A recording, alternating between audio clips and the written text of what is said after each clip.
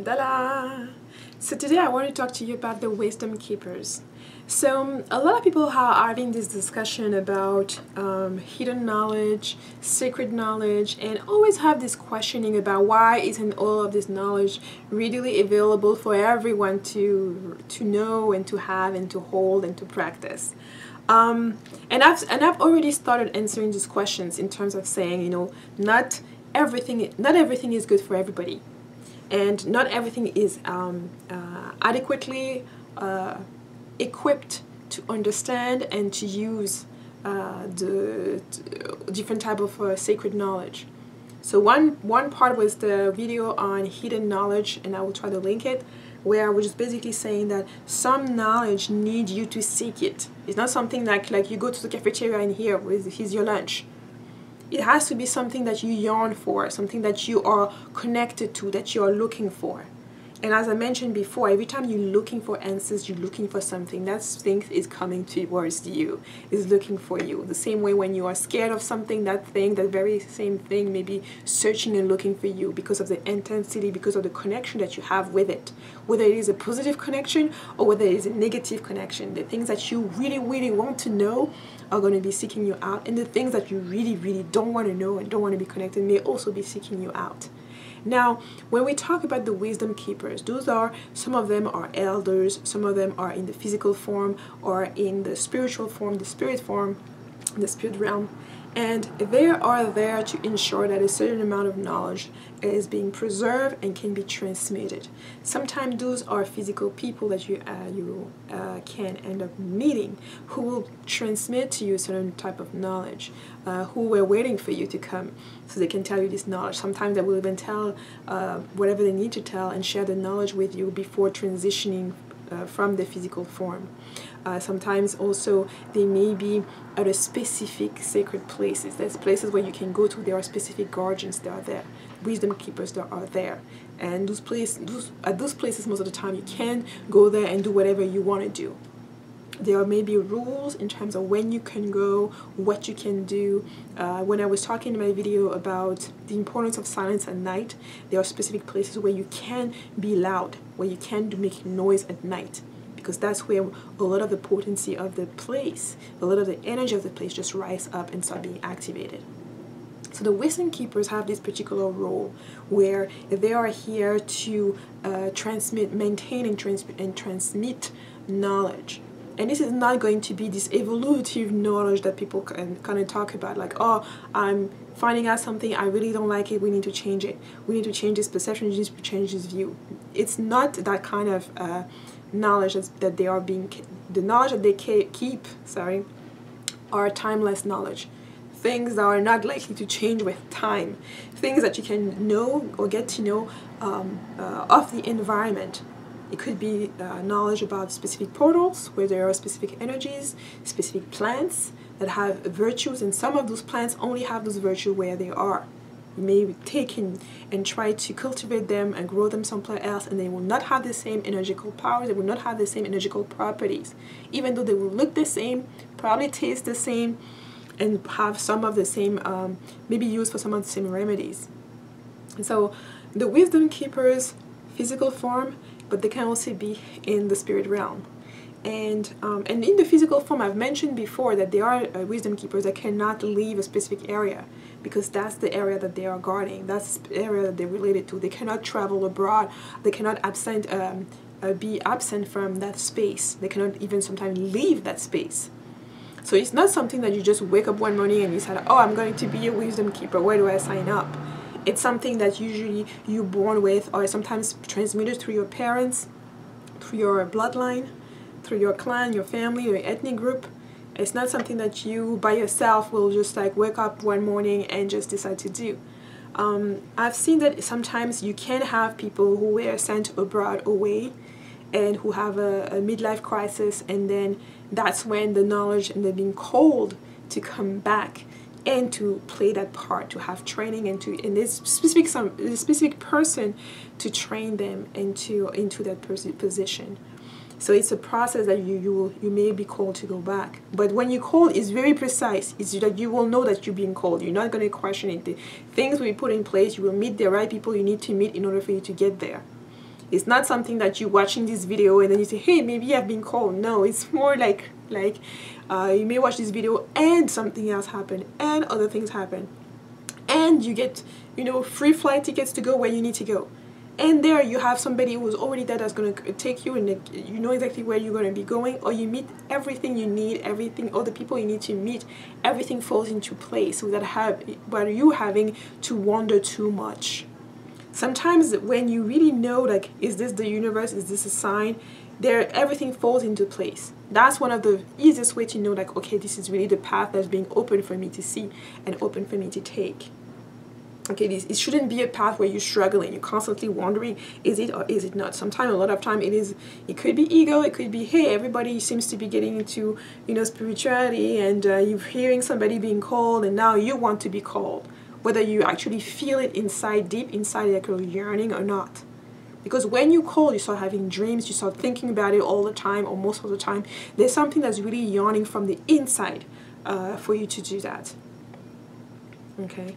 Now the spiritual wisdom keepers, you can contact them. When you get in touch with them, you can contact them from different places because they are in the spirit realm. So you don't have to be in this physical place if they are part of a specific physical space.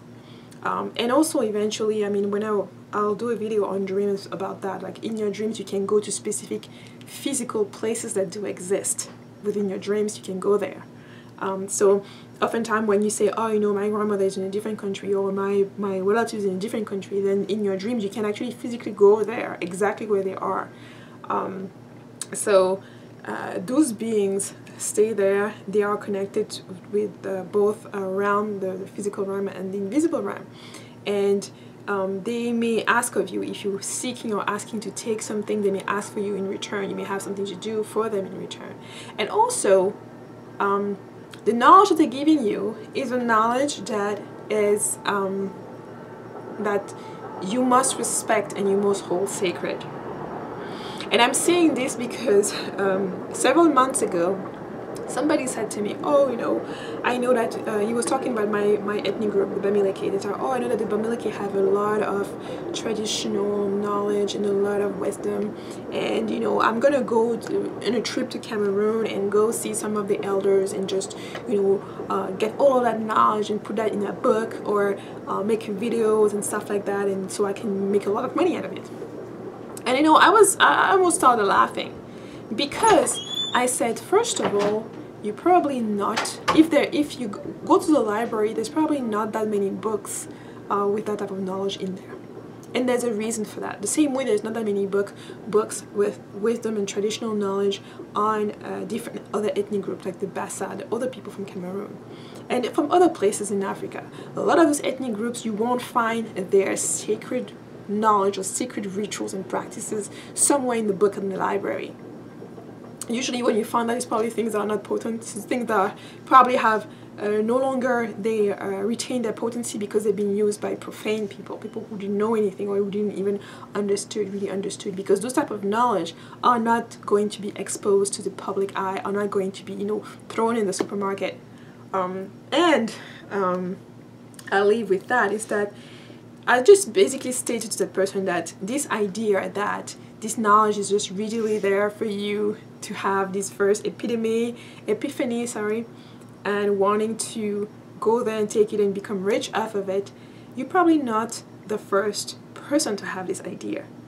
And you should wonder, throughout all of the centuries, why nobody had ever done that. And I say simply this, is that if you come to an elder in the village and with those intentions, those negative intentions to just take this knowledge without giving it the respect and the sanctity and looking at it as sacred as it deserves, but with the goal, the only goal for you to profit out of it and make money out of it, then, you know, they probably will know it before you even get to the village, even get to the place where you're coming. They may very well share a few things with you.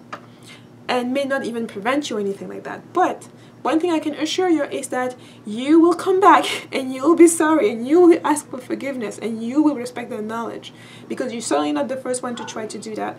And people who try to use that type of knowledge in a negative way, in that kind of a prospective way to make money, to make profit, are not going to do well. Are not going to do well. I will invite you to watch this movie called The Serpent and the Rainbow. Where it gives you a visual. It has nothing to do with what I'm specifically what I'm doing, but then it was in Haiti.